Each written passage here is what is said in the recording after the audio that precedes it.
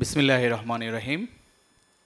মঞ্চে উপবিষ্ট নেতৃবৃন্দ, আরতাজের আহ্বায়ক এবং সদস্য সচিব, সামনে উপবিষ্ট বায়রা, হাব, আটাব এর সকল সদস্যবৃন্দ, আসসালামু আলাইকুম ওয়া রাহমাতুল্লাহ। আরতাজ কর্তৃক আয়োজিত ঈদ পূর্ণমিলনের অনুষ্ঠানে আপনাদের সবার উপস্থিতির জন্য অসংখ্য ধন্যবাদ।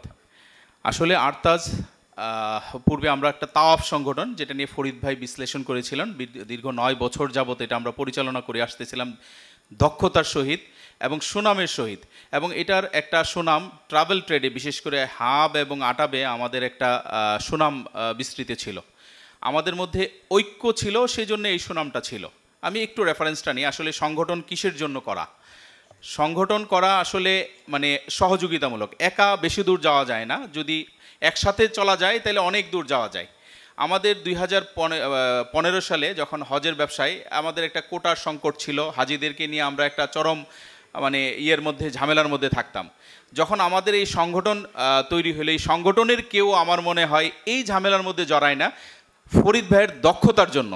ফরিদ ভাই তখন আমাদের তাওয়াফের প্রেসিডেন্ট ছিল এবং উনি এই ব্যাপারটা এমনভাবে হ্যান্ডেল করেছেন যে তাওয়াফের কোনো সদস্য হজ করতে গিয়ে ওই সময় কোনো প্রতিকূল অবস্থার মধ্যে পড়তে হয় নাই। এটা ওনার দক্ষতারই বহিঃপ্রকাশ। আর উনি এই সময়ে এসে মনে করলেন যে না, এই তাওয়াফকে আরও একটু বৃহৎ আকারে করা দরকার, রিক্রুটিং ব্যবসায়ী এবং আরও অন্যান্য ব্যবসায়ীদেরকে সংগঠনকে বড় করার জন্য। সেই জন্য এই আরতাজ নামের আমরা একটা প্রোগ্রাম করি 2 মাস আগে হলিডে ইনে।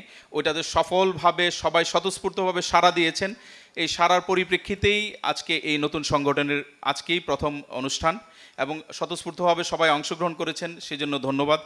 এবং আগামীতে পথ চলার জন্য একত্রে পথ চলা, যেগুলো আমাদের কিছু লিফলেট ব্যানারে লেখা আছে, আসলে এককভাবে অনেক দূর যাওয়া যায় না। আমি এই কথাটা আবারও রিপিট করছি, যৌথভাবে অনেক কিছু করাই সম্ভব। এবার কিছু ব্যবসায়ীর ফর্মুলা আমার মনে হয় ফরিদ ভাই উপস্থাপন করেছেন, যথেষ্ট যৌক্তিকভাবে আমরা এই ব্যবসাগুলো পরিচালনা করতে পারি।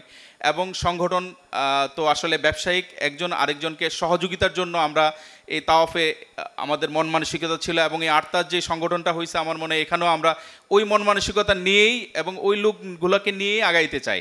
তো আপনাদের সকলের সহযোগিতা চাই এই সংগঠনটাকে সামনের দিকে নিয়ে যাওয়ার জন্য।